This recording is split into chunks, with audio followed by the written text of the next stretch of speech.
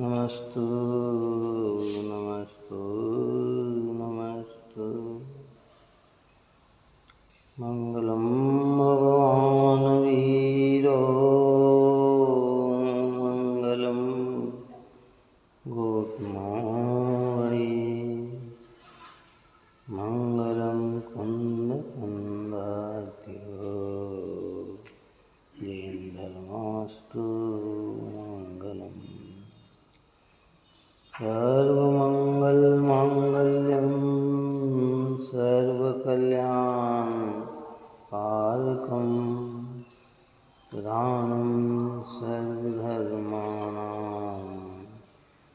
जैनं जयतु शासनं जैनं जयतु शासनं जैनं जयतु शासनं।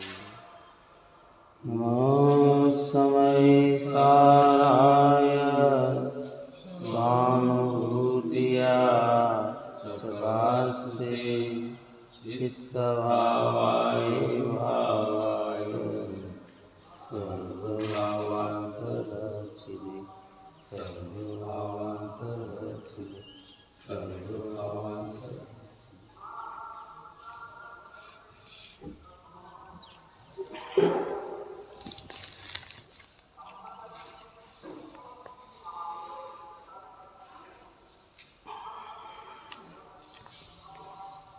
गाथा अपने 270 नंबर की चल रही थी।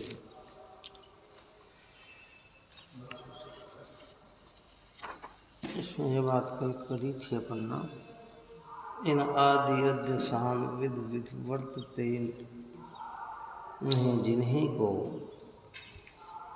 शुभ शुभ कर्म अनेक से मुनिराज वे नहीं लिप्त। जीवन में संत होते हैं वे कर्म से लिप्त नहीं होते हैं। क्यों कर्म से लिप्त नहीं होते हैं कि विविध प्रकार का जो अध्यसान है वो उनकी परिणति में होता नहीं है।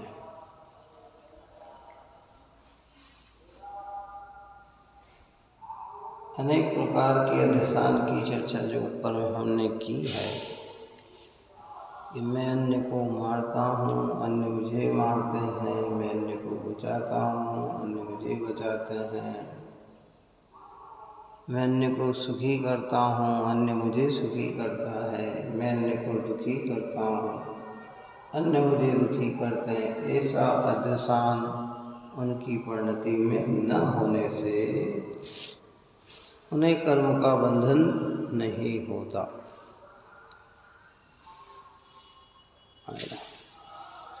कि वे इस प्रकार के अध्यसान से रहित थे। फिर मैं मनुष्य हूँ, मैं देव हूँ, मैं तिरंज हूँ, मैं नारकी हूँ, बाल हूँ, युवा हूँ, वृद्ध हूँ, श्रावक हूँ, मुनि हूँ, ऐसी भी आशयता, ऐसा भी परिणाम उनके भीतर न होने से वह उस प्रकार के अध्यसान से भी रहित होने से उन्हें वह भी कर्म का बंधन नहीं होता है ना। ज्ञानी अपने क्या करता है? मिथ्या रूप करता है, पर्याय रूप अपने को अनुभव करता है। ज्ञानी अपने को कैसा अनुभव करता है? वह अपने को शुद्धात्म रूप अनुभव करता है, जो सत है, अहेतुक है और ज्ञप्ति रूप है। आत्मा कैसा है? सत्ता स्वरूप है। आत्मा कैसा है? अहेतु है। उसमें किसी की हेतु की आवश्यकता नहीं, किसी की अपेक्षा से वह नहीं है। और क्या करता है? विज्ञप्ति रूप, जानन जानन जानन जानन जानन।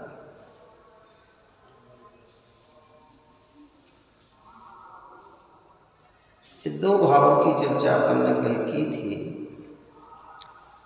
और इनको समेट कर आचार्य ने कहा कि ये सब अध्यवसान मिथ्या दर्शन, मिथ्या ज्ञान और मिथ्याचारित रूप है।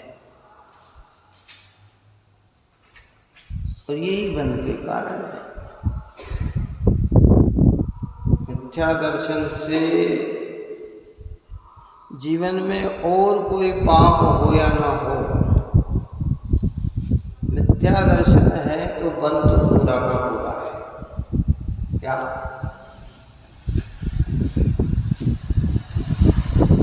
मेरी बात समझ?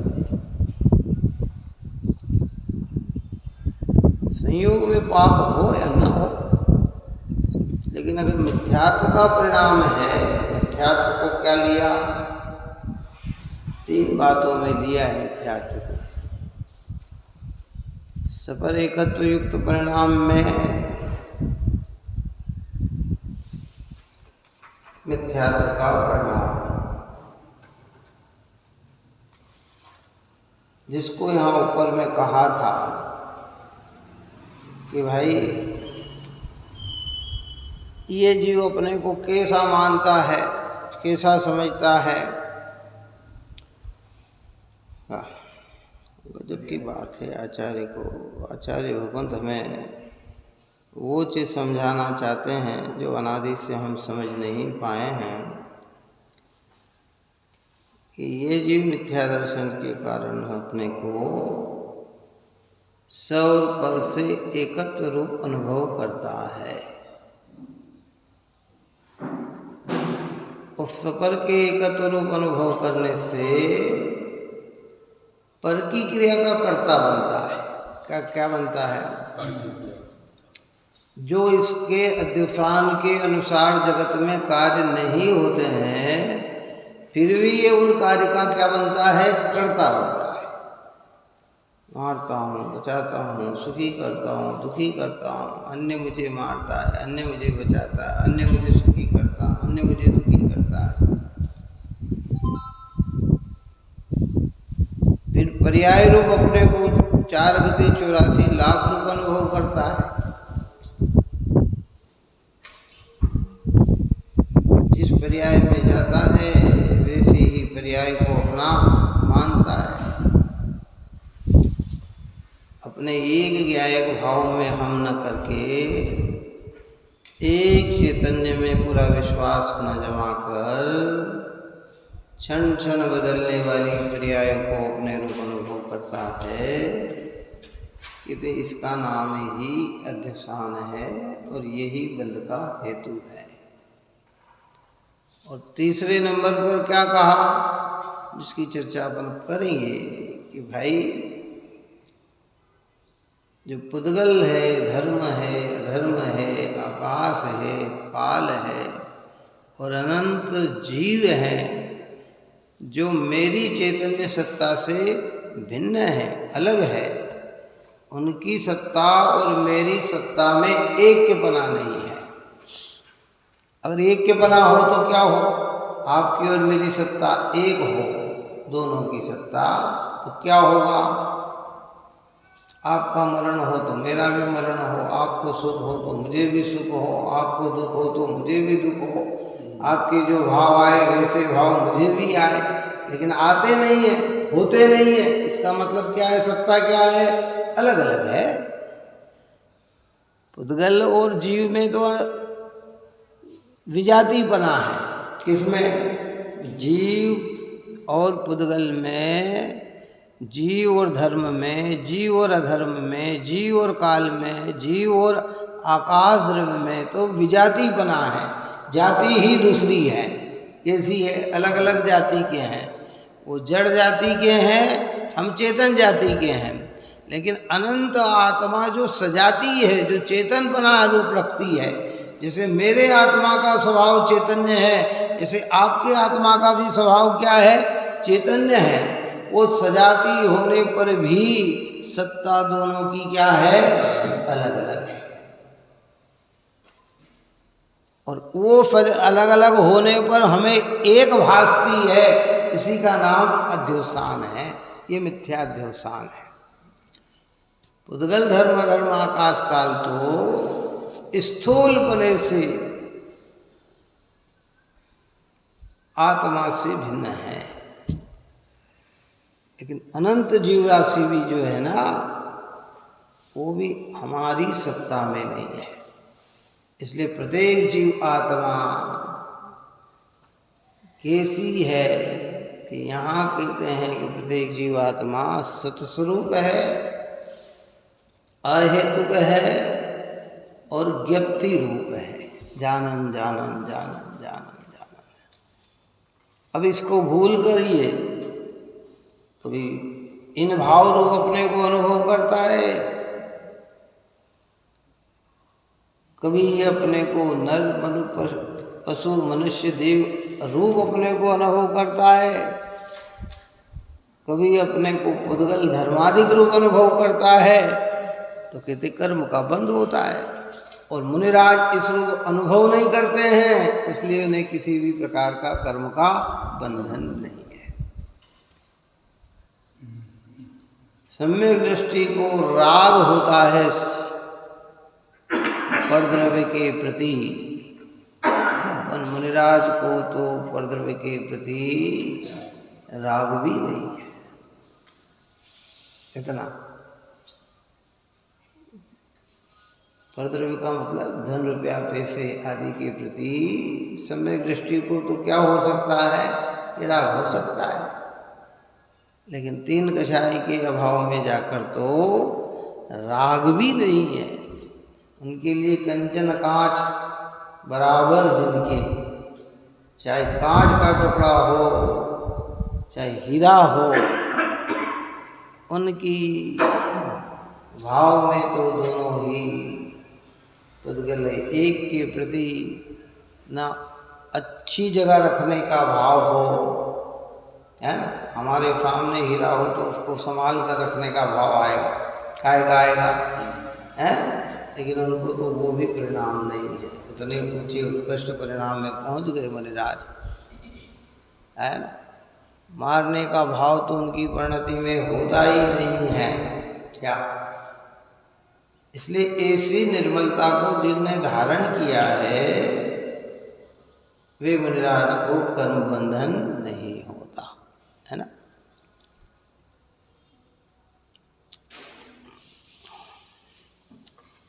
देखिए, कल से अपन आगे बात चलाते हैं। गाथा 270 की टीका में 2 पॉइंट अपने कल हो गए थे, तीसरा और यह धर्म द्रव्य ज्ञात होता है इत्यादि जो अध्यवसान है, उस अध्यवसान वाले जीव को भी ज्ञानमय पने के सद्भाव से सतरूप अहेतुक ज्ञान ही जिसका एक रूप है, ऐसे आत्मा का और ज्ञेयमय धर्मादिक रूपों का विशेष न जानने के कारण भिन्न आत्मा का ज्ञान होने से वध्यसान प्रथम तो ज्ञान है, भिन्न आत्मा का दर्शन होने से वह अध्यवसान मिथ्या दर्शन है, और भिन्न आत्मा का अनाचरण होने से वह अध्यवसान अचारित्र है। इसलिए यह समस्त अध्यवसान बंध के ही निमित्त है। जितने भी ये विचार भाव हैं इकाई के निमित्त हैं। धर्म द्रव्य, अधर्म द्रव्य, आकाश द्रव्य, काल द्रव्य, पुद्गल द्रव्य, जीव द्रव्य, ये हमारे ज्ञान में जाने को जाते हैं। इनका जानना बंध का कारण नहीं है, लेकिन इनमें अपनापन जोड़ लेना ये बंध का कारण है। और ये अध्यवसान है, ज्ञान है, भिन्नता की जानकारी नहीं। ज्ञान में जो झलक रहे, अभी सारा इंद्रियों के माध्यम से आप और हमको क्या झलकता है, कौन सा द्रव्य इंद्रियों के माध्यम से झलकता है? एक पुद्गल द्रव्य, किसके? इसके अलावा कुछ नहीं झलकता। इंद्रिया जितनी भी पकड़ती है वो पौद्गलिक पदार्थ को भी पकड़ती। पांचों इंद्रियों के विषय पौद्गलिक ही है, आत्मा नहीं है क्या। लेकिन हम भूल जाते हैं कि वो ज्ञेय है, हम ज्ञान है। क्या भूल जाते हैं? ये सब क्या है? ये ज्ञेय है। हम क्या है? ज्ञान है। इसलिए हमारा वो ज्ञान में अपनापन न आकर वो जानने वाला पदार्थ आया, उसमें अपनापन आ गया, तो यही बंध का हेतु है। इसी को कहा मिथ्या दर्शन कहा। क्या कहा? जो जानने में पदार्थ आया उसमें तो अपनापन, और जो जान रहा है उसको हमने उसमें अपनापन नहीं है। बस यही मिथ्या दर्शन है, यही मिथ्या ज्ञान है, और इस प्रकार का आचरण है वही मिथ्या चारित्र है, और यही बंध के हेतु है। और मुनिराज इन भावों से रहित है। मुनिवर है वो, श्रेष्ठ है वो। सम्यक दृष्टि की श्रद्धा में इतनी निर्मलता है, मुनिराजों की श्रद्धा के साथ साथ तीन कषायों के अभाव में भी उनकी परिणति में निर्मलता है। इसलिए जिन्हें आत्म अनुभव है, आत्मा में अपनापन है, वे मुनिराज किसी भी परद्रव्य में अपनापन करते। अपन ने कल परसों कहा था कि टोडरमल जी साहब कहते हैं मोक्षमार्ग प्रकाशक में, सामान्य मुनिराज के स्वरूप में, कि वे परद्रव्य और प्रभाव को जानते तो हैं, लेकिन उनमें अहंकार ममकार नहीं करते। ये मैं हूँ और ये मेरे हैं, ऐसी बुद्धि उनकी नहीं होती। किनकी? हमारी क्या बुद्धि होती है? हमारे ज्ञान में कोई भी पदार्थ आता है तो बुद्धि क्या होती है? ये हमारी है, ये मेरी है क्या? और मेरी नहीं आएगी तो ऐसी आएगी कि पराई है, पर वो पराई भेद ज्ञान पूर्वक नहीं, आत्मा को लक्ष्य में लेकर नहीं, वो मेरी नहीं दूसरों की है, ऐसे मानते हैं। और दूसरों का अर्थ वो उस जीव की है। यहाँ कह रहे हैं कि नहीं, वो न तेरी है न मेरी है, वो जो है वो तो पौद्गलिक है, और मेरे ज्ञान से क्या है? भिन्न है। ये तेरी मेरी का तो व्यवहार है, परमार्थ में तो ये भी सत्य नहीं है। साहब ये हमारा, ये इनका, हम हमारे भाई व्यवहार में उसे अच्छा कहा जाता है, परमार्थ में तो आचार्य भगवंत ने 6 द्रव्यों की 6 द्रव्य रूप सत्ता बताई। उन्होंने पुद्गल को किसी का नहीं कहा, पुद्गल को पुद्गल का ही कहा। क्या कहा? किसका कहा? चलो पुद्गल द्रव्य किसका है? पुद्गल का ही कहा ना। ऐसा थोड़ी कहा कि ये पुद्गल द्रव्य नहीं, ये इनका है कि उनका। पुद पुर्यंती गलयंती इति पुद्गलहा, जिसमें पूरे गले सड़े बिछड़े मिले आदान प्रदान हो, वो सारे पुद्गल हैं। वो पुद्गल किसके हैं? कि किसी भी आत्मा के नहीं है, वो पुद्गल पने से है। जीव का और उसका ज़्यादा से ज़्यादा संबंध हो तो ज्ञेय ज्ञायक संबंध होता है कि आत्मा ज्ञायक है और वो ज्ञान में झलकने वाला द्रव्य है, बस इसके अलावा और कुछ भी नहीं है। एक व्यवहार की स्थापना की कि भाई ये हमारा, ये इनका, ये कपड़े मेरे, ये इनके, ये मकान मेरा, ये इनका। बस ये अध्यवसान ही बंध का हेतु है। दुनिया में हिंसा हो या ना हो, झूठ बोल पाए या ना बोल पाए, ये पुराने ऊपर की सारी बात को स्मरण में रखकर चलना, जो अपन कर चुके हैं चर्चा में, कि हिंसा कर पाए या ना कर पाए, झूठ बोल पाए या ना बोल पाए, चोरी कर पाए या ना कर पाए, व्यभिचार कर पाए या ना कर पाए, परिग्रह रखे या न रखे, लेकिन परद्रव्य में अपनापन की जो मान्यता है, पर्यायों में अपनेपन की जो मान्यता है, धर्मादि द्रव्य में अपनेपन की जो मान्यता है, ये सब बंध के ही हेतु हैं। ये सब अध्यवसान है। क्या दृष्टांत दिया था हिंसा, झूठ, चोरी, कुशल, परिग्रह का? बोलो।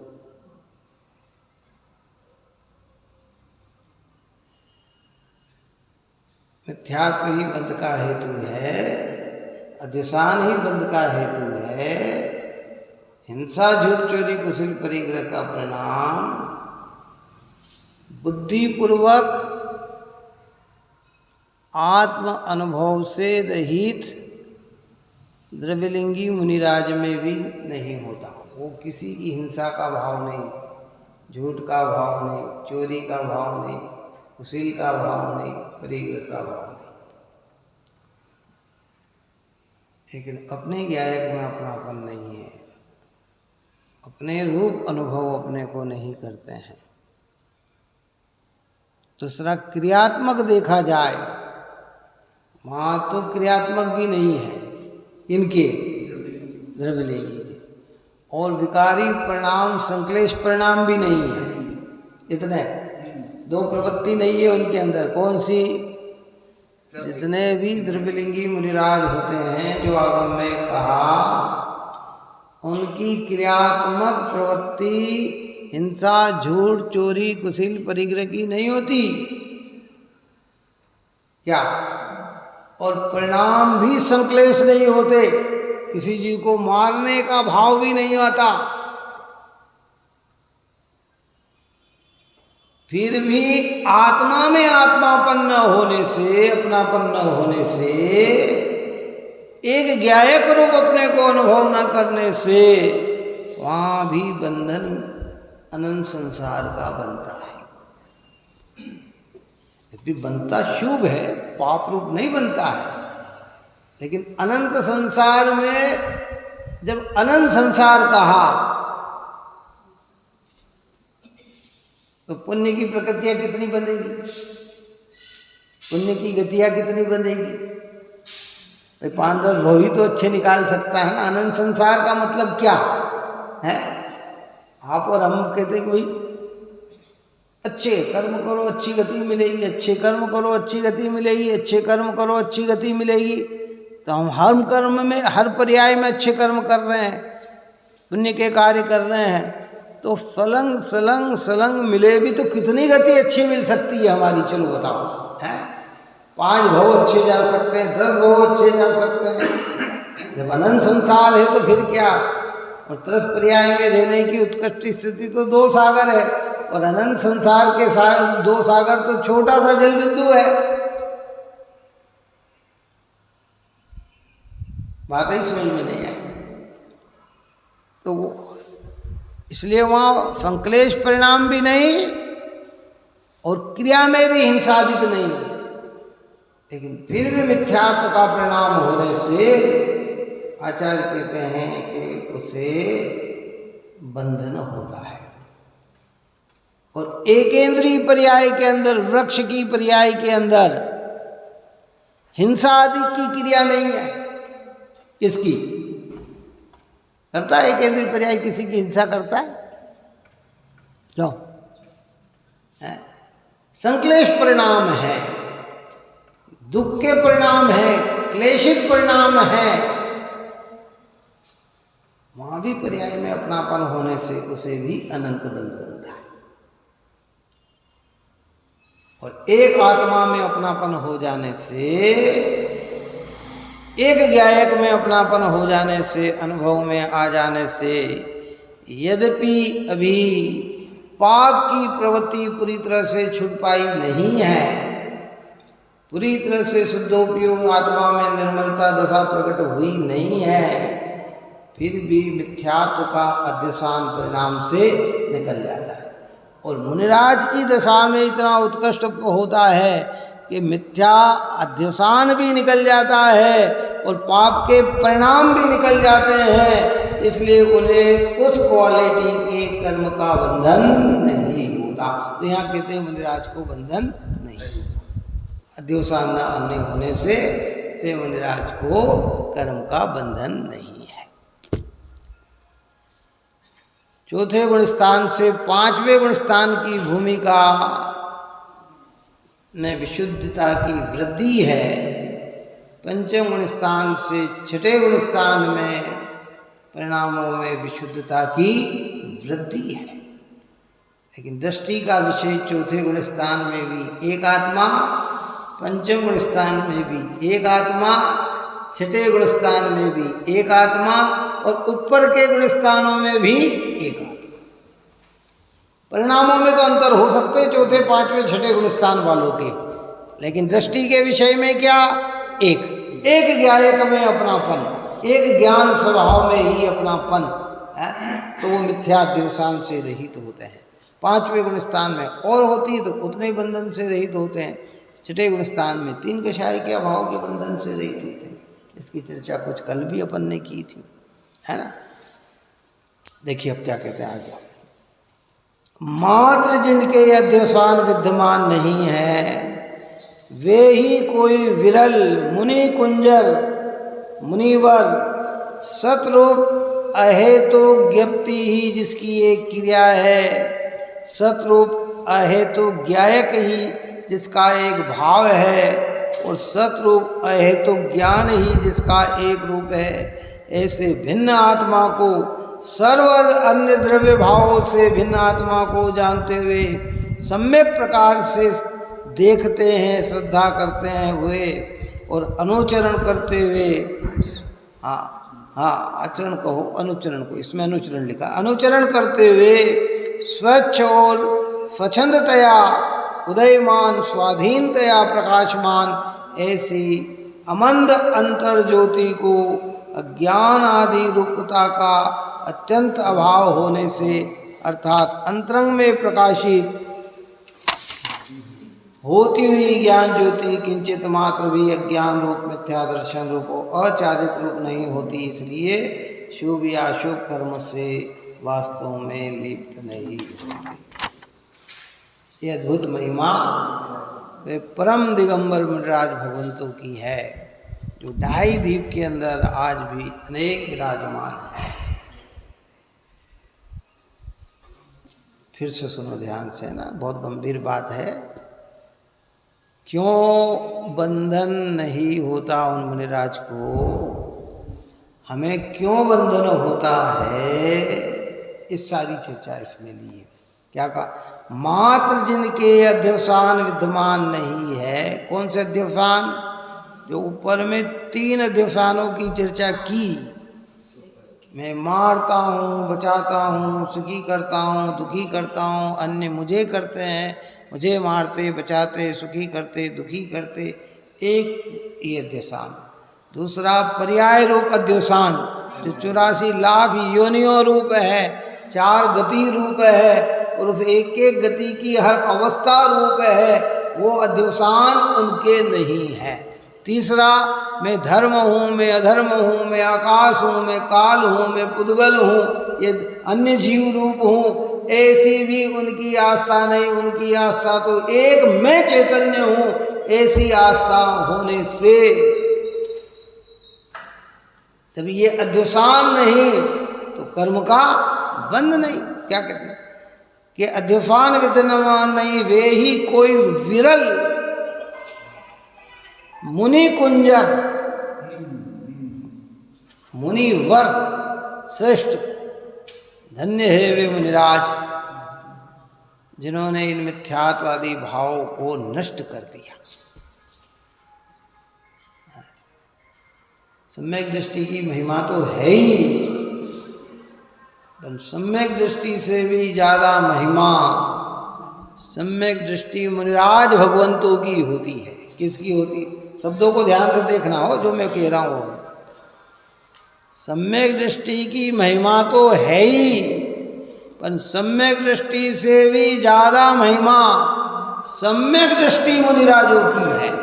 इसकी है, हाँ, खाली भेष धारण करने वाले की बात नहीं है। किसकी बात है? सम्यक दृष्टि मुनिराजों की उनसे भी ज्यादा महिमा है। और उन सबसे ज्यादा महिमा अगर किसी की है तो अरिहंत परमात्मा की है, सिद्ध भगवंतों की है। वो सारे मुनि किनको वंदन करते हैं? उन अरिहंत सिद्ध को करते हैं। अरिहंत सिद्ध भगवान किनको वंदन करते हैं? देखो वहाँ द्रव्य वंदन तो है नहीं, कौन सा, लेकिन भाव वंदन भी विकल्पात्मक नहीं, अपने स्वरूप में स्थिर हो गए, अपने को वंदन कर रहे हैं। किसको वंदन कर रहे हैं? कि जिसके आधार से अरिहंत बन गए, ये उसकी महिमा है। किसकी महिमा है ये?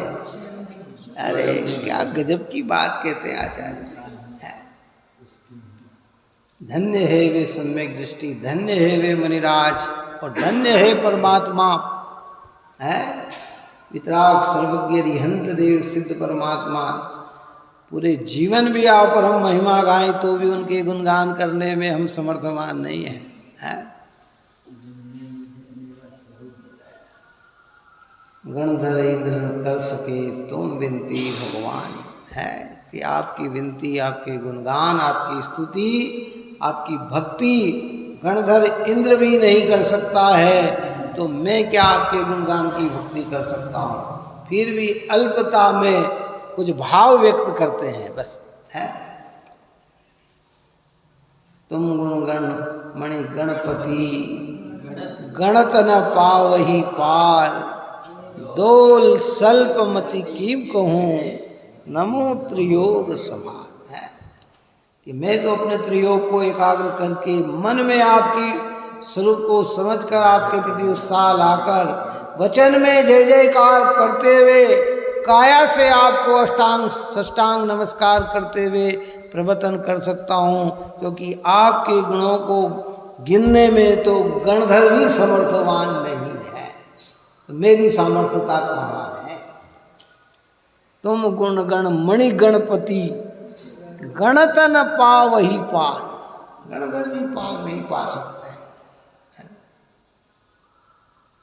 लेकिन चौथे गुण स्थान, पंचम गुण स्थान, छठे गुण स्थान और ऊपर के गुण स्थान में जब तक केवल ज्ञान न हो, और केवल ज्ञान होने पर दृष्टि भी आत्मा की और एकाग्रता भी आत्मा में, इतना है ना समझ में बात। चौथे गुण स्थान में दृष्टि तो आत्मा की है पर अभी एकाग्र नहीं हो पा रहा है। पंचम गुण स्थान में दृष्टि तो आत्मा की है और कुछ क्षण की एकाग्रता भी है, लेकिन अधिक एकाग्र नहीं है। मुनिराजों को दृष्टि तो आत्मा की है, लेकिन बाहुल्यता से एकाग्र भी होते हैं, लेकिन पूरी तरह से एकाग्र नहीं है। और अनंत भगवान की दृष्टि भी आत्मा की है और एकाग्रता भी आत्मा की।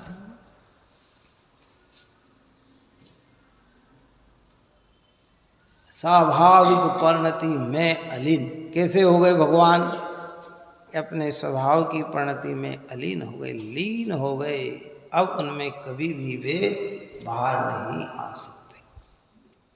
इसलिए यहाँ ये समझाते हैं कि मात्र जिनके अध्यवसान विद्यमान नहीं है वे ही कोई विरल मुनि कुंजर मुनि रूप मुनिवर। देखो ध्यान से सुनना, शब्द कठिन है, कल भी अपन ने कहा था, लेकिन समझ में आए ऐसे हैं, थोड़ा उपयोग के हैं। सतरूप अहेतुक ज्ञप्ति ही जिसकी एक क्रिया है, सतरूप अहेतुक ज्ञायक ही जिसका एक भाव है, सतरूप अहेतुक ज्ञान ही जिसका एक रूप है। ऐसे भिन्न आत्मा को, कैसा है आत्मा? तीन पॉइंट दिए हैं, सतरूप अहेतुक और ज्ञप्ति रूप। सतरूप यानी सत्तावान, कपोल कल्पना नहीं है आत्मा की इसकी, कहाँ साहब आत्मा है। जो आत्मा है यानी सतरूप है, सतरूप यानी सत्तावान है। और सत्ता हमारी कैसी है? त्रैकालिक है, आज है कल नहीं रहेगी ऐसी नहीं है, अनादि से है और अनंत काल तक रहेगी। हम माने या ना माने, सत्ता तो हमारी अनादि अनंत ही है। इसलिए हम सतरूप हैं और अहेतुक, हमारी सत्ता में किसी हेतु की आवश्यकता नहीं है, किसी के कारण नहीं टिके हुए हैं, किसी के कारण है ये नहीं। अब जितनी चर्चा आती है वो फिर व्यवहार की चर्चा आती है, निमित्त नैमित्तिकता की चर्चा आती है कि 10 प्राण है तो हम जी रहे हैं, आयु है तो हम जी रहे हैं, ये सब निमित्त नैमित्तिक संबंध है। सत्ता हमारी किसी की भी अपेक्षा नहीं रखती है, क्योंकि वह सत्य रूप है, अहेतुक है, उसमें किसकी अपेक्षा? कल अपन ने कहा था ना कि पानी को ठंडा रहने में किसकी अपेक्षा? गर्म होने में तो अपेक्षा लगेगी, क्या लगी? गर्म होगा तो क्या होगी? अपेक्षा। हाँ, क्यों वह पानी काहे से दिया, उसको गर्म किया है? अरे धूप में पड़ा था ना इसलिए गर्म हो गया, क्या कहेंगे? लेकिन ठंडे में क्या, उसका स्वभाव है, नेचुरल है ना, वो तो स्वभाव है ना उसका।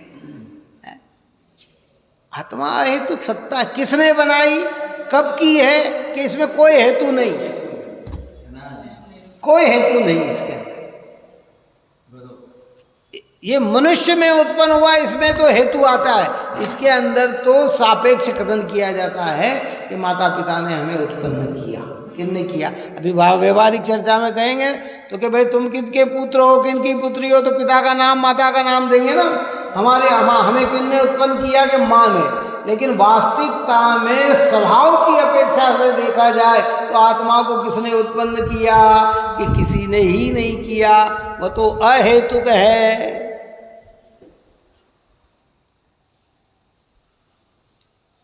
व्यवहार में है। अभी व्यवहार में किसी ने पूछा, अरे साहब हम तो अनादि अनंत तत्व है, कौन माता ने कौन पिता के, नहीं भैया तेरी ज्ञान तेरा अज्ञान के खाते में चला जाएगा।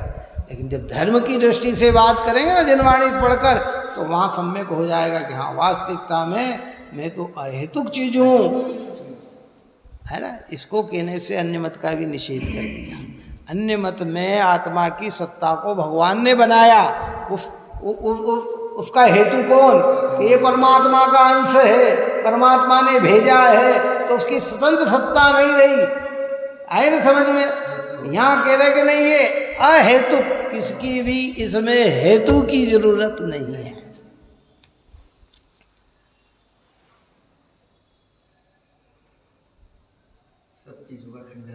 और कैसा है? ज्ञप्ति रूप है, जानन जानन जानन जानन जानन जानन। हमें पते हमारे जानन जानन का पता ना हो, लेकिन आत्मा तो निरंतर जानन जानन जानन जानन कर रहा है।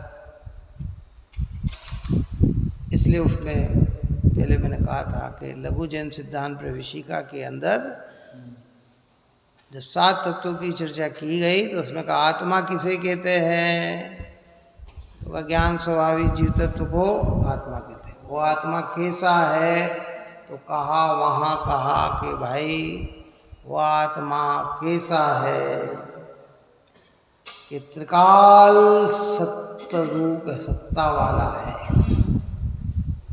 और कैसा है कि पर से भिन्न है, और कैसा है कि सदा ज्ञाता स्वरूप, सदा ज्ञाता स्वरूप, पर से भिन्न और त्रिकाल स्थाई। ये 3 शब्द डाले हुए। क्या डाले? पहला शब्द डाला सदा ज्ञाता स्वरूप, दूसरा शब्द डाला पर से भिन्न, और तीसरा डाला त्रिकाल स्थाई। त्रिकाल का मतलब क्या हो गया? भूत में भी था, वर्तमान में भी है और भविष्य में भी रहेगा। वो यही बात यहाँ कह रहे हैं। आत्मा कैसा? सत्ता रूप, अहेतुक और ज्ञप्ति रूप। अब जिसको ऐसा अनुभव में आया उसके मिथ्या दर्शन, मिथ्या ज्ञान, मिथ्या चारित्र का क्या हो गया? अभाव हो गया। तो गुण मुनिराजों को जब अध्यवसान ही नहीं है तो उन्हें कर्म का बंधन ही कैसे हो? हमें जितना बंधन हो रहा वो कैसे हो रहा? देखो बहुत गंभीरता है ये बात को आप और हम बहुत गहराई से समझे। हमने कभी भी अकेले में बैठकर अपने को सत्ता रूप नहीं माना। हमने जब जब देखा पर से ही आत्मा को देखा है। हमें ये तो हम और भी अगर अभिप्राय में जाएंगे तो अभी ये भी दोष हमारे अंदर पड़ा है। ये तो हमने जिनवाणी पड़ी हुई है ना, तो हम कहते हम त्रिकाली है आत्मा है, हम अनादि अनंत आत्मा है, लेकिन अंदर अभिप्राय में कुछ नहीं है। ये बात समझ में आए ना? ये तो ज्ञान के विषय में हम और भी कह देते पढ़ कर, क्या रे आत्मा तो त्रिकाली है, अनादि अनंत है, कभी मरता नहीं, ये नहीं करता। लेकिन ये सब भीतर में नहीं है। जहाँ भीतर में आ गया तो उस क्वालिटी का परिणाम निकल जाता है, उस क्वालिटी का परिणाम निकल जाता है। इसलिए हम अपनी स्वतंत्र सत्ता को अनुभव नहीं करते, कहते स्वतंत्र सत्ता। अन्य द्रव्य की भी स्वतंत्र सत्ता है। ये भगवान महावीर की यही क्या, तीर्थंकरों की यही देशना तो है कि उन्होंने आत्मा को ही अनादि अनंत नहीं बताया, 6 ही द्रव्य को अनादि अनंत बताया है। पर अंतर इतना है कि 6 द्रव्य में 5 द्रव्य अचेतन है और 1 द्रव्य चेतन है। इसमें निकला था नहीं, में अपने 41वें नंबर कलश में अपनी चर्चा चली थी। अमृतचंद्र आचार्य देव ने जो आत्मा, कैसा है आत्मा कि जो अनादि है, जो अनंत है, जो अचल है, जो ससंवेद है और जो प्रकट है, वो आत्मा मैं हूं। कैसा कहा? इसके अंदर अपन ने पहले ऊपर में चर्चा की कि अगर हम इस रूप को अन्य द्रव्य में घटित करें कि अनादि का तो पुद्गल भी है, अनंत काल तक तो पुद्गल भी रहेगा, पुद्गल भी अचल है। अचल का मतलब समझना, अपने स्वभाव को जो न छोड़े उसका नाम अचल, और जो स्वभाव छोड़ दे उसका नाम चल। तो पुद्गल अपना स्वभाव छोड़ता है? कब से नहीं छोड़ता? कब तक नहीं छोड़ेगा?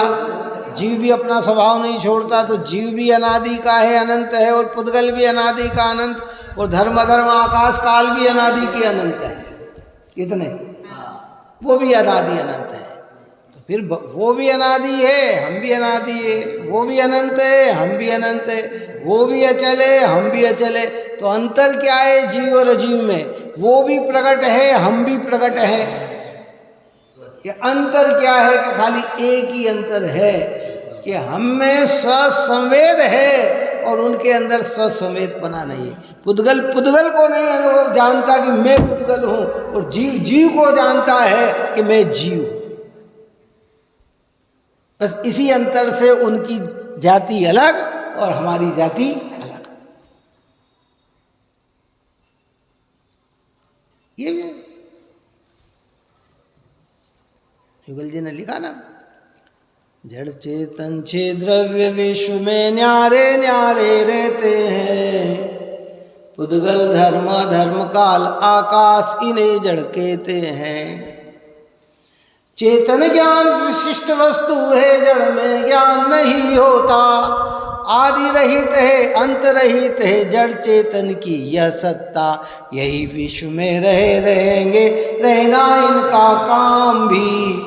आओ भाई तुम्हें सुनाए गाथा आत्म राम की, कि यही विश्व में रहेंगे रहना। आज तक हम नहीं समझे तो भी विश्व में ये है और हम हैं, और अनंत काल तक भी हम है और ये हैं। पर ये पुद्गल धर्म अधर्म आकाश काल, इसमें खाली जीव को क्या कहा कि चेतन ज्ञान विशिष्ट वस्तु है और जड़ में ज्ञान नहीं होता। बस ये इतना अंतर है, एक में ससंवेद है और अन्य में ससंवेद नहीं है। कितना? बस इतना ही अंतर है ना। अध्यात्म का अध्यवसान को, मिथ्यात्व अध्यवसान को नष्ट कर देता है। यही अंतर सबसे बड़ा अंतर है। इसमें सुख दुख का भेदन आ गया, उसमें सुख दुख का भेदन नहीं है। स्वसंवेद का मतलब ही यही है ना, सुखी होना। बस अंतर है ना, अंतर से वस्तु पकड़ में आती। लक्षण से, जैसे क्या कहा कि सफेद बिल्कुल फिटकड़ी भी है, सफेद बिल्कुल नमक भी है, सफेद बिल्कुल साबूदाना भी है और सफेद शक्कर भी है। अंतर क्या है दोनों का? कि जो मिठास शक्कर में है वो मिठास उनमें नहीं है, जो खारास नमक में है वो खारापन शक्कर में नहीं है। ये अंतर है। अगर रूप से देखेंगे तो सब क्या दिखेंगे? एक। सत्ता से देखेंगे तो पुद्गल धर्म धर्म आकाश काल जीव सब एक जैसे। आपकी अनादि अनंत सत्ता, उनकी भी अनादि अनंत सत्ता। अंतर क्या हो गया? ये समझने लायक बात है। चेतन ज्ञान विशिष्ट वस्तु है, विशिष्ट। हाँ, प्रवचन सार है ना हमारे एक ग्रंथ प्रवचन सार। धन्य है आचार्य कुंद कुंद भगवंतों के रचे गए ये ग्रंथ। जैसे इस ग्रंथ का नाम रखा समय सार, जिसमें कहा समय नाम है आत्मा का, और उसमें सारभूत पदार्थ क्या है? शुद्धात्मा। आत्मा तो सब है, आत्मा की सत्ता को जो अनुभव नहीं करते वे शुद्धात्मपने को प्राप्त नहीं होते। कौन? ऐसे कहते प्रवचन सार। प्रवचन प्लस सार, ये जो गाथा लिखी है ये प्रवचन है, इसका सार क्या है? भगवान की वाणी का सार क्या है? प्रवचन यानी प्रकृष्ट वचन, प्र यानी प्रकृष्ट, प्रकृष्ट यानी उत्कृष्ट, श्रेष्ठ। भगवान की वाणी के श्रेष्ठ वचन क्या है? कि तुम शुद्धात्मा हो, तुम ज्ञायक हो, तुम सत्ता स्वरूप हो, तुम अहेतुक हो, तुम ज्ञप्ति रूप हो। ये प्रकृष्ट वचन है। और ये अनुभव में आए कि मिथ्याध्यासान विलयता को प्राप्त हो जाता है, मिथ्याध्यासान विलय को प्राप्त हो जाता है। हम तो अब मैं आत्मा हूं, अगर यहाँ चर्चा चल रही तो इतनी जोर से भी बोलते हैं अके हाँ भैया मैं, समझ जी कहते ना, ऐसा कहता हाँ मैं तो आत्मा हूँ। अरे तू आत्मा है कैसा कह रहा है? क्यों? करोड़पति अरबपति खरबपति हो तो ये कहता हाँ साहब हम तो करोड़पति हैं। क्यों? सुमत जी के शब्द हैं ये, किसके शब्द हैं? तो ऐसा कहता है?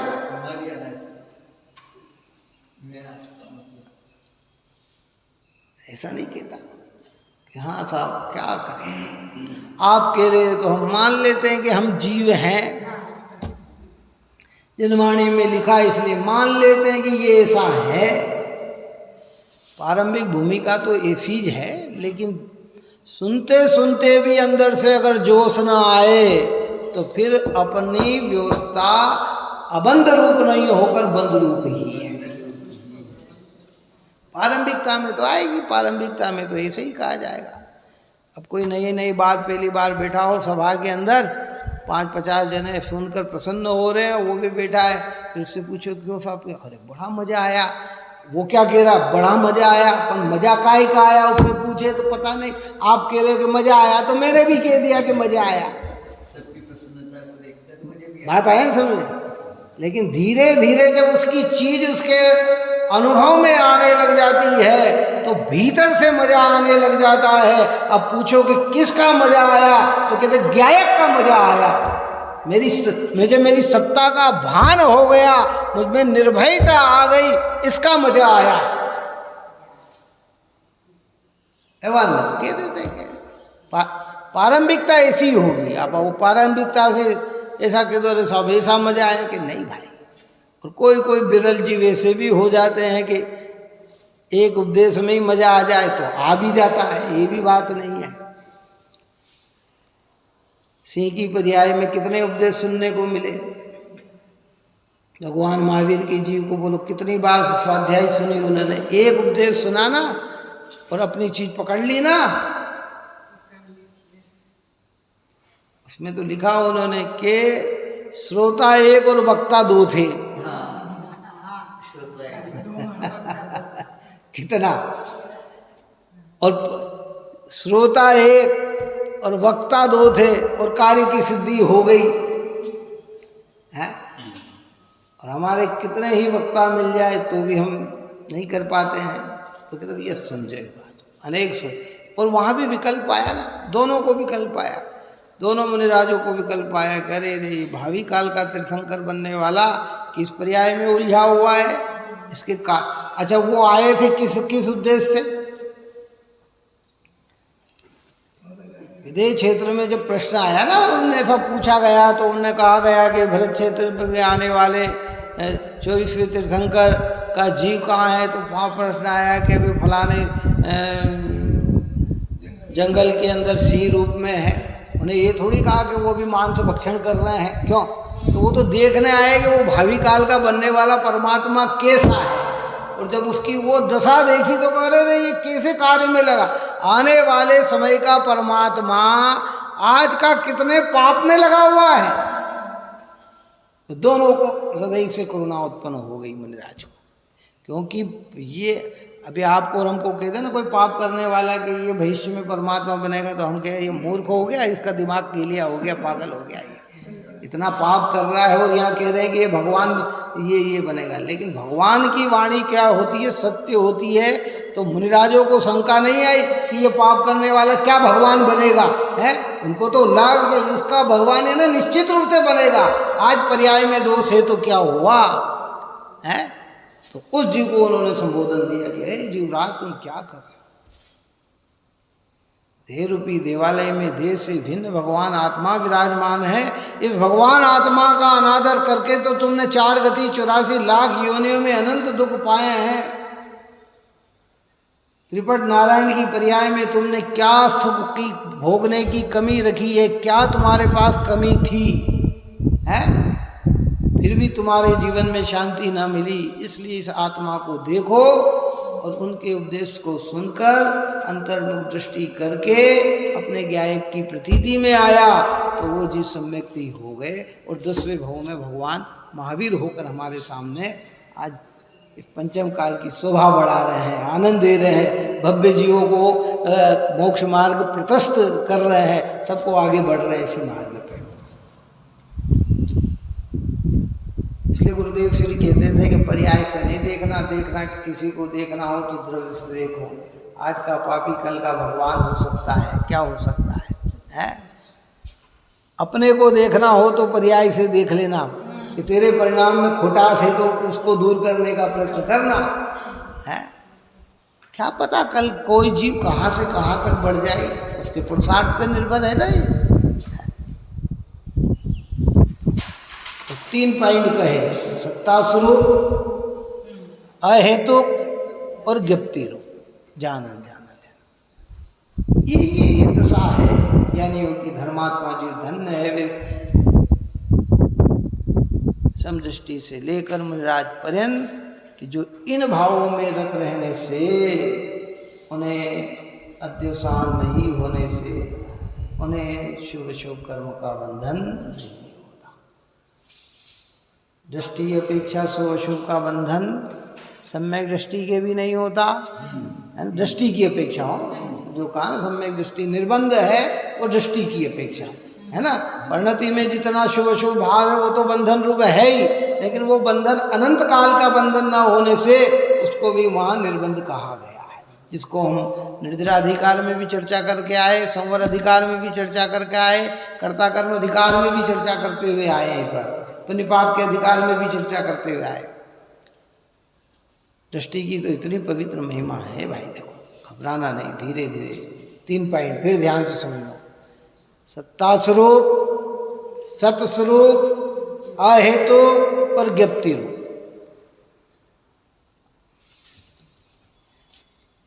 इसलिए यहाँ कहा कि ऐसे भिन्न आत्मा को सर्व अन्य द्रव्य भावों से भिन्न आत्मा को जानते हुए, आत्मा के साथ सर्व अन्य द्रव्य भावों से भिन्न, अन्य द्रव्य के भाव से भी भिन्न,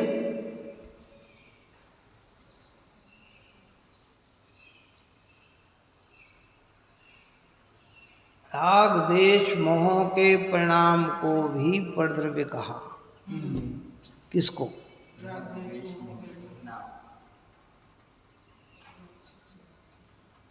इनको भी प्रभाव कहा।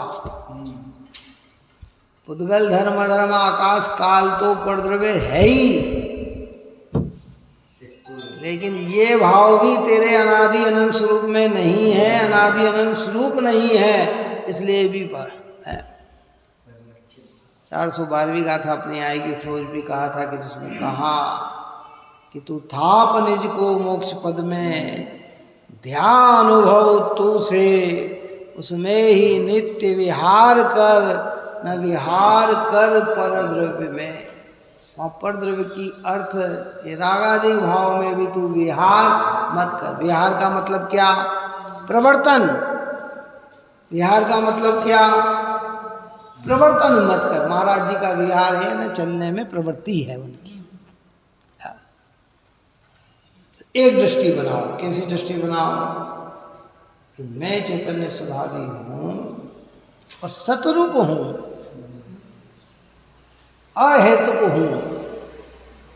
लोग व्यवहार में ऐसा कहते हैं, बादाम ज़्यादा खाओ तो ज्ञान बढ़ जाएगा। बादाम में क्या है?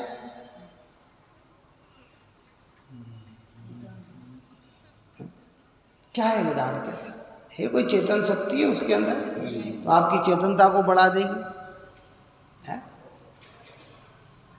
क्या किसी मूर्ख प्राणी को, किसी कोई मूर्ख प्राणी पागल हो, उसको आप सुबह शाम 20-20 बादाम घिस घिस के रोज दो, क्या होगा? उसका पागलपन मिट जाएगा। अरे ज्ञान तो ज्ञान में से आएगा कि परद्रव्य में से आएगा? है, लेकिन जीव की मान्यता ऐसी बनी हुई है, इसमें करने से ऐसा होगा, इसमें करने से ऐसा होगा।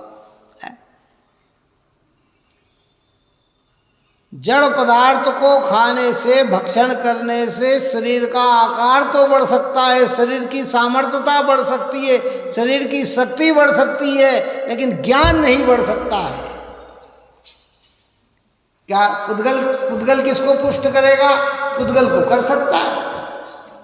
मुनिराज को 3-3 दिन में आहार नहीं मिलता है, 8-8 दिन में आहार नहीं मिलता है, फिर भी ज्ञान उनका विकास की ओर जा रहा है। क्यों?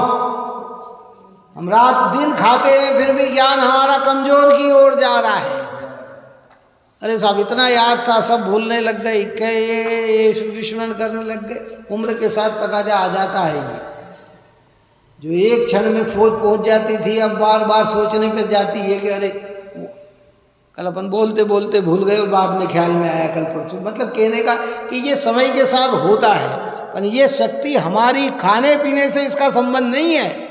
इसलिए आत्मा के 3 पॉइंट ध्यान रखना: सत्ता स्वरूप, अहेतुक और ज्ञप्ति रूप। ये किसी की बनाई हुई चीज नहीं है, किसी के कारण नहीं है, और जानन जानन निरंतर है, कोई रोक नहीं सकता है। ऐसा आत्मा मैं हूँ, और ऐसी आत्मा की आप और हमारी श्रद्धा बने, और इस पवित्र देव शास्त्र गुरु के मार्ग में लगे रहें। 2.5 दीप में विचरण करने वाले सारे दिगंबर संत मुनिराज जो शुद्धात्म साधना में रत है, वो हमारे हृदय के आदर्श बने, उनके प्रति भक्ति भाव हमारा बना रहे। यही मंगल भावना। सहजानंदी शुद्ध स्वरूपी अविनाशी हूँ आत्मस्वरूप। सहजानंदी शुद्ध स्वरूपी अविनाशी हूँ आत्मस्वरूप। सहजानंदी शुद्ध स्वरूपी अविनाशी हूँ आत्मस्वरूप। निज में बताई यह अनंत उपकार है, उसके लिए जिनवाणी माँ को वंदना सतबार है, वंदना सतबार।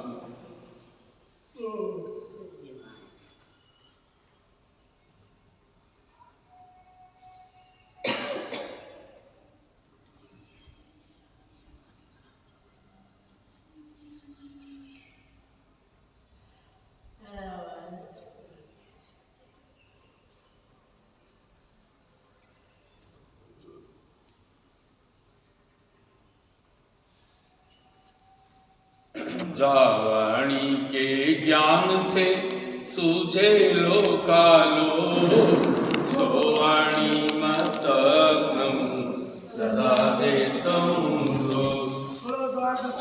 वाणी माता की जय।